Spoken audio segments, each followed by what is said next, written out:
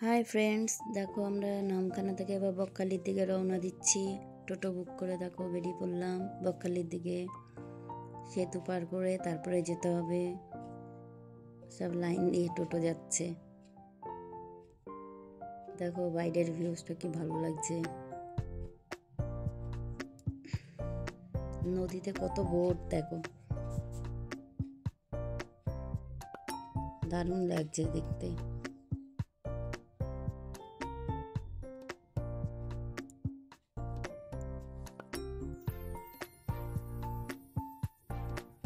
দেখো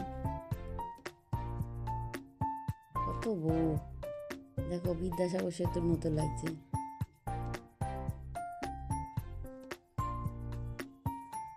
বকখালি এখনো দেখো 24 কিলোমিটার বাকি। যেতে যেতে দেখো খুব সুন্দর একটা মন্দির দেখতে পেলাম। দেখো এই দেখো এদের পার করে চলে এসেছি বা